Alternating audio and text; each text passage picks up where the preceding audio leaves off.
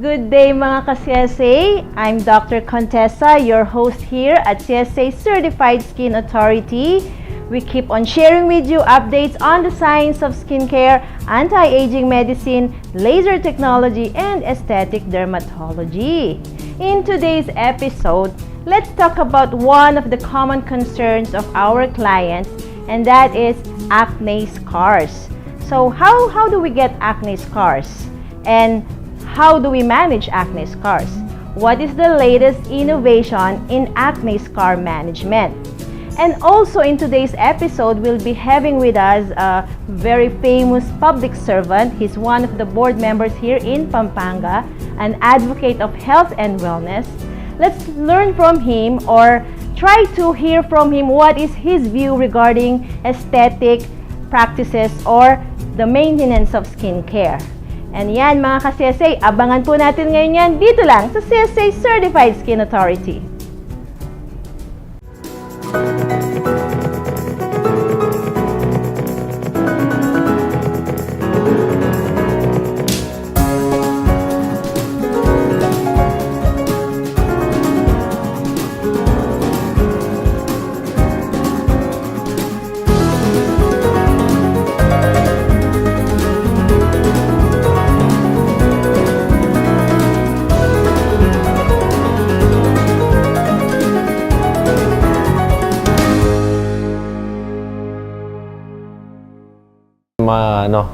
Chris Cunanan Garbo, no? And I'm a politician tayo at I've been in politics for 24 years already.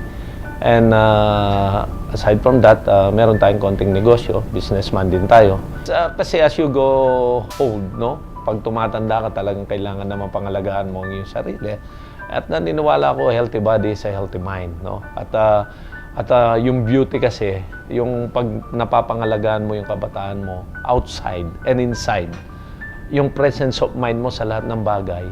At siyempre, yung outlook mo, nakikita nila sa'yo, no? As a public servant, kasi may pakita mo sa kanila na yung pangangatawan mo, yung outside look mo, no? Parang nakikita nila sa'yo. Mabuti pa si board member Garbo, si Mayor Garbo, bakit napapanatili niya yung ganyan. I'm already 53, no? At hindi ako kinahiya na gano'n, but I maintain yung healthy body ko. Nag-gym ako. I'm still playing basketball at my age. At yun nga, through doktora, no? Siya nakakatulong sa atin para you look young, no? At hindi naman sa anong bagay kasi kailangan mahalin mo ang katawan natin dahil dito nananaan ang ating Panginoon. Ano? Ginawa niya ito, ibig sabihin na this is where God is dito sa ating pangangatawan na kailangan maging malinis tayo at maging tayo yung panatilihin nating maging maganda ang ating katawan at pagtingin ng ibang tao dahil para makita na yung Panginoon manananaan sa iyong sarili. Well, my concern now is regarding my yung mga naging mga marks natin doon sa mga malalim na marks sa ating face, no? At yun ang pinapatingin ko kay doktora at I don't know what is the procedure that she will be doing right now after this at para makita natin kung mawawala yan, siguro we'll still parang lalong magiging younger ang looking tayo, no? So, yan ang niya. So, I would like to thank si doktora doon sa katuwang natin sa pagpapanatili ng pagiging bata natin. Yung tumatanda lang naman dyan, yung number in age. But yung katawan mo, dapat panatilihin mong younger always. Tumatanda lang yung edad. Pero yung katawan, dapat panatilihin mo maging bata. So, wag po tayong alis and tingnan natin kung ano po yung procedure na gagawin po ni doktora. And sigurado magiging perfect naman to. And we're back mga ka-CSA. Together with us is a very famous public servant. He's one of the board members here in Pampanga. He's actually a doctor of medicine. I won't mention the year, the batch. And his pre-med course was medical technology. So he's also into health and wellness. And he's been with CSA for quite a while already. So So it's my honor and privilege to introduce to you ka-CSA, Doc Chris Garbo. Hi, good evening and sa lahat po ng mga nanonood, saya po ako at nandito ako at kasama si Doktora na nag-aalaga ng aking pagmumukha. Sa wakas, mga ka-CSA, nakapiling ko na rin. Tawag ko po talaga sa kanya, Doc Chris Garbo. Soon to be Mayor Chris Garbo, okay? So, mga ka-CSA, he's been with us for quite a while, Doc. Actually, the wife is my batchmate in high school. So, we've known each other for a long time already po. And I think year 2012, when we started with this CSA Pure Gold, the old Even branch. when you're in the Balibago. old branch, the Balibago Clinic po. And Doc Chris naman po, as you could see, mga ka-CSA, alagang-alaga po. And actually, he's into fitness, he's maintaining his health, diba? Kasi, how old na po ba? Kailangan kasi, I'm already 53 at kailangan ma-maintain ng ang yung body fit mo. Kasi, correct. Alam mo na, yung marami ngayon sa outside environment natin ngayon na mga mga pollutants natin na naka-apekto sa health natin. Yes. Even just sa skin. At golfer ako. Naka-ano ako directly under the sun. Yun. Yeah. Kaya mabilis ang pagtanda mo sa ultraviolet. Right. And that's why I always maintain na mapanatili itong ating skin na natin, yung situation ng skin natin through Doktora. And of yung course, UV rays kasi ng sun, they damage yung mga collagen fibers na di-defragment. At saka Doktora, even nung bata ako, at the age of 13, nag-start ng talagang grabe yung yung mga pimples ko noon. At, teenage years. Puberty stage. Siguro age 20, 25. Yes. Nag-start na yan, malalaki. At kuminsan, before, I always visit also sa mga, mga doctors in Manila, derm clinics. But hindi katulad ngayon, yung mga technology natin and even the mga medicines na ginagamit ngayon, it is not like before. At yung revolution ng practice, talagang malaki ang pagkakaiba. Because I'm a doctor, naiintindihan ko rin naman. But that's why, sabi ko nga, kaysa yung gamitin mo yung pera mo, kung meron ka namang sobra sa ibang bagay na hindi maganda yun. Kasi hindi ako minum eh. I don't drink any alcoholic beverages.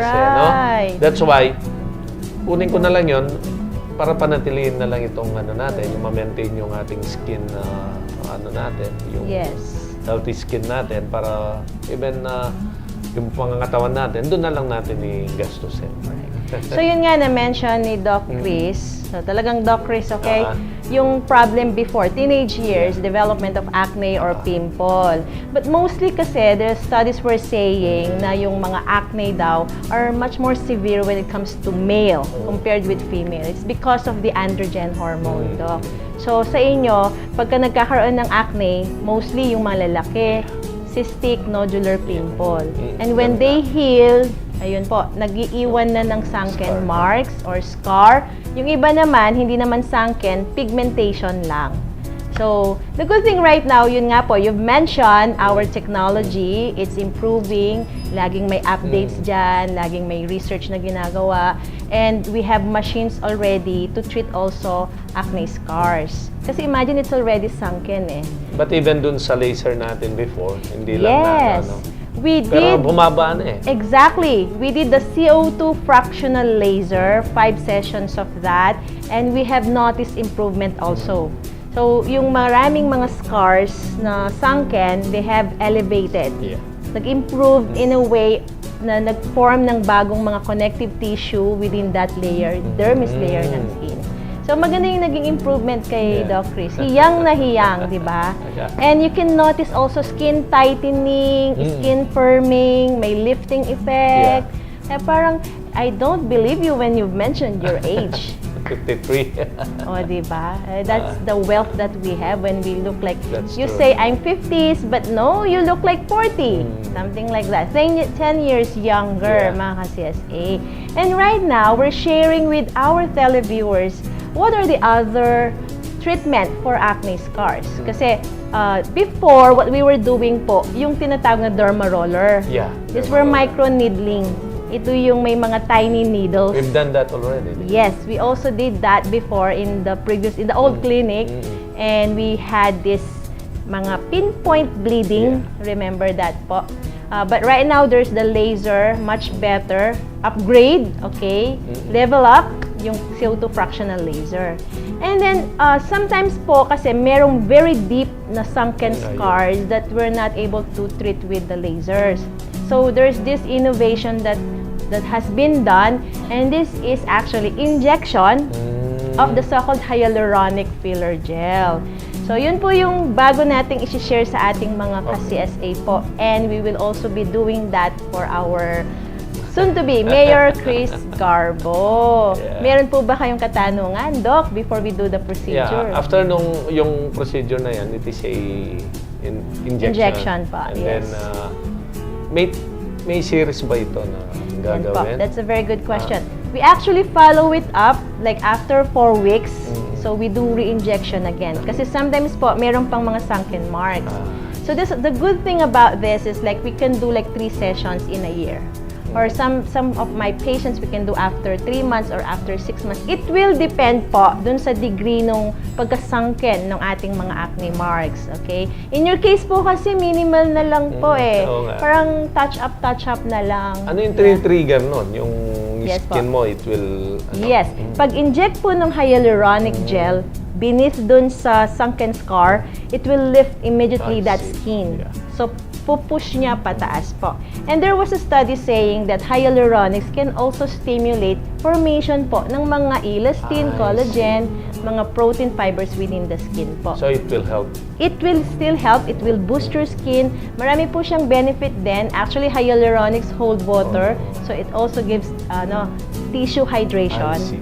So, ang ganda ng result din po. Kasi well-hydrated and parang nag-glow. Parang kahit na-stress ka, Doc, you look fresh. Hindi ako Actually, I can see nai-stress. in your face. You're so relaxed.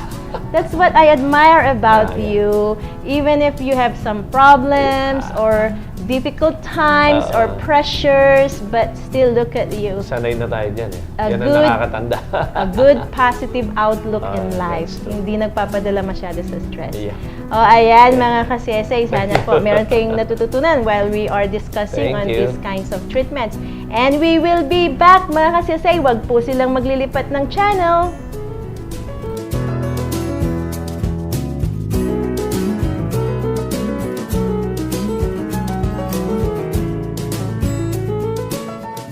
And we're back mga ka-CSI. We are now on the part of the discussion on the treatment that we will be doing for our guest, special guest, Doc Chris. Doc, kamusta po? Mabuti naman. Yes. And alam mo, sikat ka naman dito sa Pampanga eh. And you had so many projects already Yeah. that you were able to do in our province. Ano ba yung mga pinaka-recent ones, Doc? Ayan, yung mga medical assistance natin sa mga Right. constituents natin. Yes. And of course, mga infrastructure, yung mga Right. multipurpose covered court, Yeah. mga schools, improvement of schools, like yung San Francisco Elementary School, Yes. yung Dawoong site, Elementary School, tsaka yung, yung Villa Chodora sa Yeah. Taburan. So, Oh, ang busy ni Doc Chris. Pero buti na lang, we're still spending time for our health, our skincare, of course. maintenance, di ba? Ano ba yung pwede mong ma-share sa ating mga televiewers regarding how you maintain your very young look?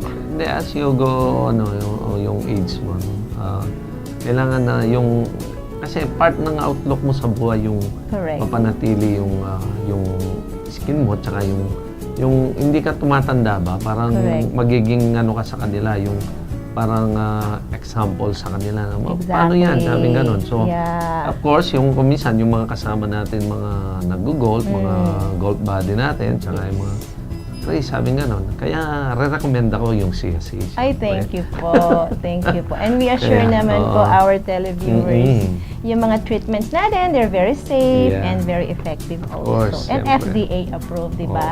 Ayan.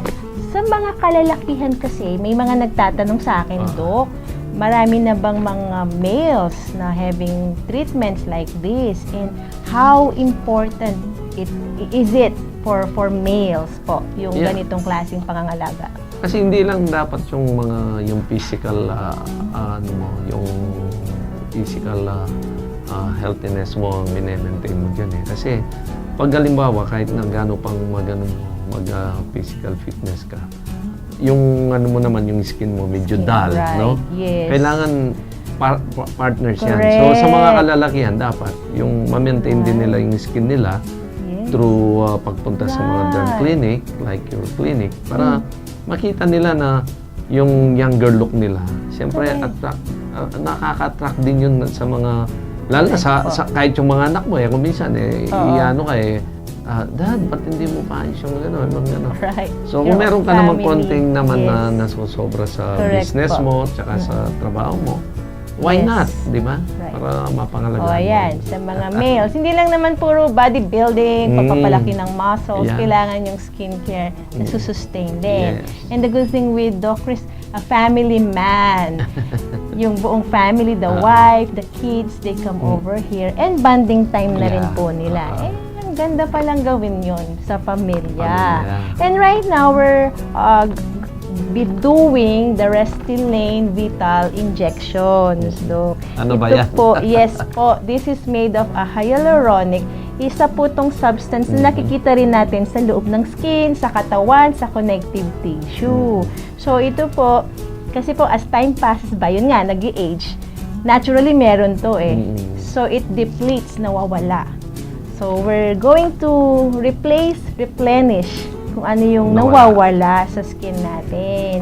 And the good thing with this, we can also use this for acne scars, yung mga sunken marks. So when we inject po beneath dun sa scar, ililift niya na kaagad, ipupush niya. So meron din siyang instant result, Doc. Excited na po ako. Ano pa po bang mga questions ni Doc regarding this? So yung effectivity niyan, yung long term ba? Yung para bang ganun? Yes. Or do we have to after a year or what? Right. Since these are hyaluronic, we know they get absorbed as time passes by. So we need to do retreatments again. Like in your case po, after 4 weeks, we will do another treatment using the Restylane Vital Skin Boosters. Yung iba daw tinatanong nila kung masakit diba? Like, the good thing with this, we have lidocaine with it already. So, meron na siyang pampamanhid. And even before we did the treatment, like, we apply po yung anesthesia po, yung cream. Nag-apply na po kami kay Doc Chris kanina. And it's like about an hour na naka-apply yung topical anesthesia. So, manhid na po niyan yung skin ni Doc. Alright. And yung iba po, dinatanong nila kung may downtime ba. Wala naman pong downtime. That is yung parang mahabang recovery period, you cannot go back to your work. Actually, after this treatment, you can go back to your usual activities, pag-golf, physical fitness, yan. And so, ito, non-surgical, instant, and at the same time, very safe po siya. So, we will be showing you the actual procedure on the Restylane Skin Boosters when CSA gets back. Huwag po silang maglilipat ng channel.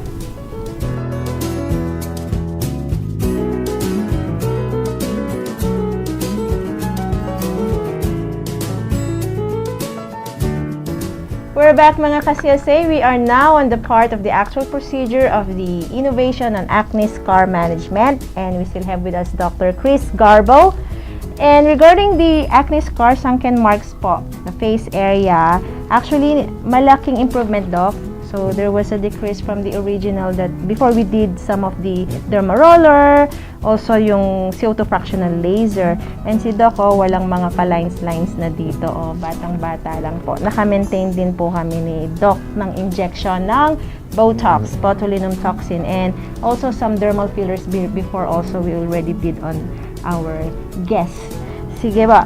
And regarding the acne scars po, merong mga types or classifications. We have the so-called boxcar scars, rolling scars, or ice pick scars. Si Doc, wala nang masyado. Wala na nung mga rolling scars eh. Konting mga ice pick scars na lang po. Maliliit na lamang po. So, we're going to use this hyaluronic filler gel. And the injection is just superficial. Intradermal po, Doc. So, we have a very good product here. Very sealed. Very safe. Okay. Well studied po itong mga to. They were proven to be very safe. NASHA technology. NASHA stands for non-animal stabilized hyaluronic acid po.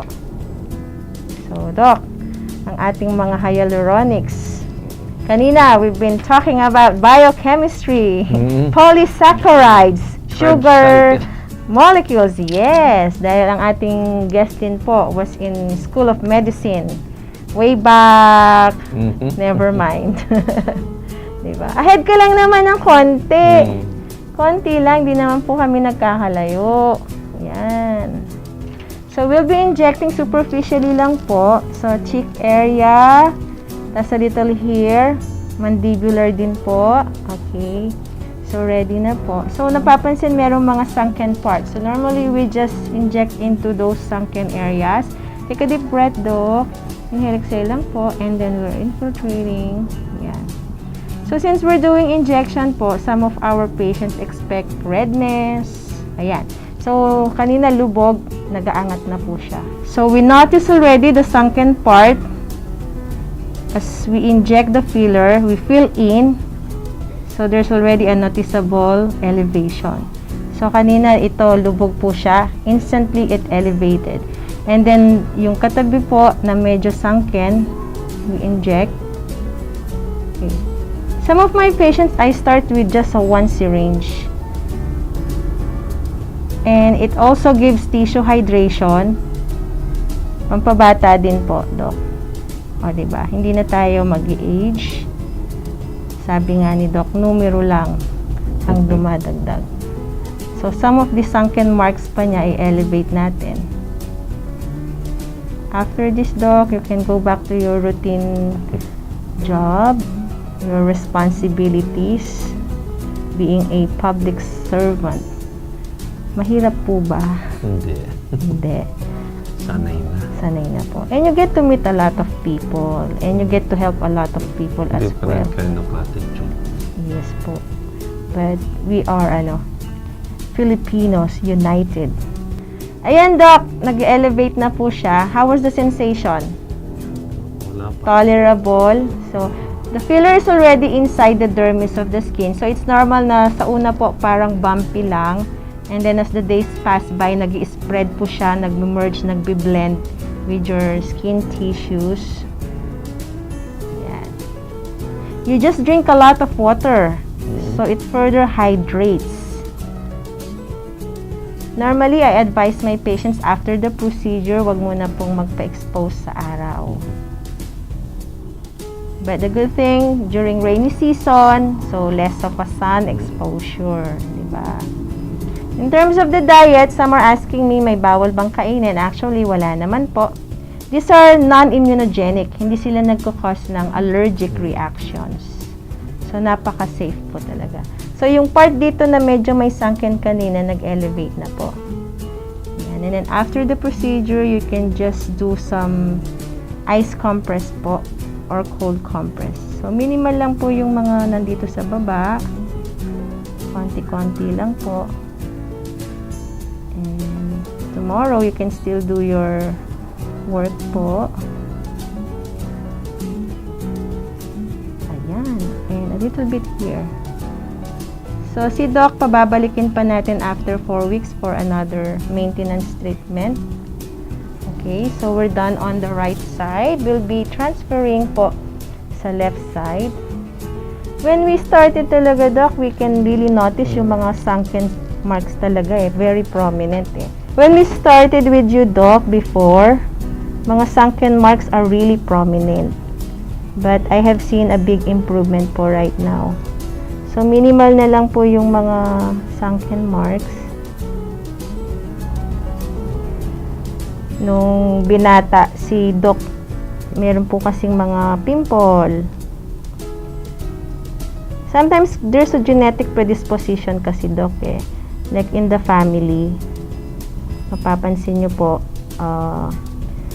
kung meron po ang mga parents nung kabataan nila, nagkakaroon din po tayo. So, genetic predisposition din po. So, ayan mga ka-CSA, we're opening the second box of our Vital, Restylane Vital. So, this was made in Sweden. And Sweden? yes po. So, we have international products. In the United States, this is one of the fillers that were approved. Saan in-extract? Well, we have said that it's non-animal derived. They were able to get a purified hyaluronic po. It's the Nasha technology that they call it. Oh, di ba? Napakalalim. And they made it stable or stabilized. And sometimes in biochemistry, we call it cross-linking para mas nagtatagal pa siya sa skin natin. So we still have some sunken scars here. We can add more. So normally we just inject beneath the scar. So with that, we wanted to achieve a lifting benefit. Okay. So we wanted to have a lifted, parang bumpy muna siya sa una. But then as time passes by, pag nag-heal siya, nag-improve pa siya, dahil mag-stimulate din ito ng connective tissue matrix formation. So you develop your own collagen, your own elastin, your own protein fiber po.